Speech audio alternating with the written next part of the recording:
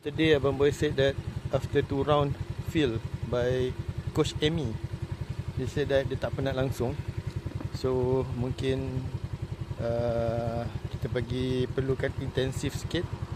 Okay, pakai jam.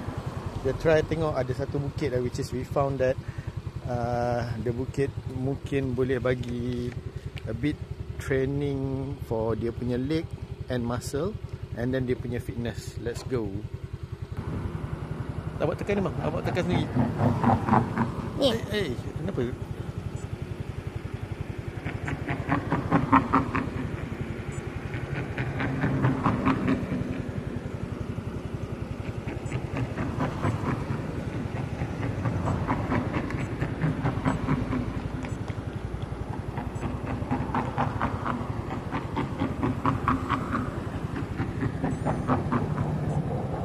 Belum lagi.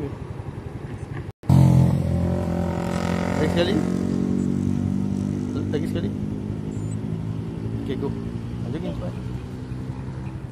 Okay. Ni continue yang tadi ya? Continue yang tadi ya? Yalah. Okay, kita bagi dia start warming up lebih kurang dalam 30 meter. Lepas tu dia akan shoot run all the way daripada kaki bukit sampai ke sekolah agama dia. Okay, off. All the way sampai peak. Tinggi ni.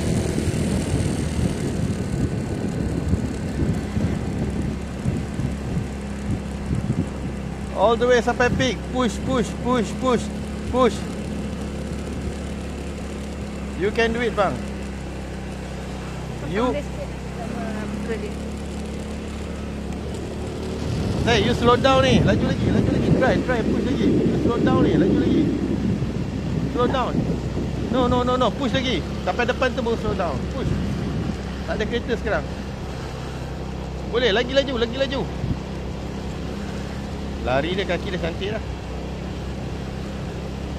Right. Puff dulu. Come on. Fokus.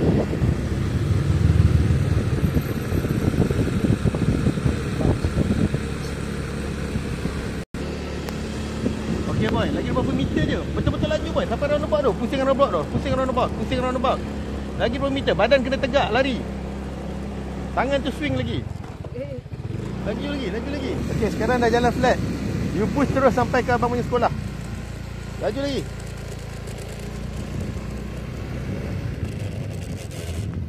Okay,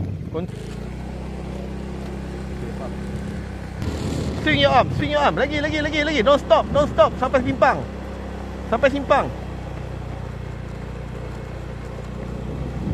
Good.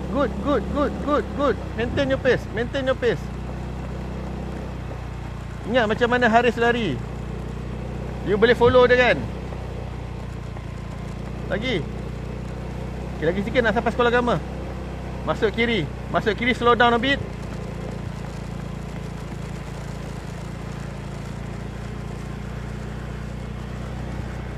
Okay, slow down, ambil angin. Abang kira pokok nombor 4 terus speed sampai ke sekolah terus. Pokok nombor 1, belum lagi. Pokok nombor 2. Pokok nombor 3. Pokok nombor 4, speed up terus. Speed. You can wait. Almost there. Masuk kiri sampai sekolah, pegang gate sekolah. Okay, sikit lagi sampai depan sekolah tu. Sikit lagi, laju. Last nak dekat sampai ni. Don't give up.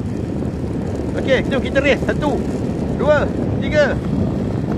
Lagi, buka langkah tu luas lagi bang. Langkah tu luas. Sampai gate sekolah. Naik sikit. Touch gate sekolah. Okay, ambil gambar high five ni. Okay, good job.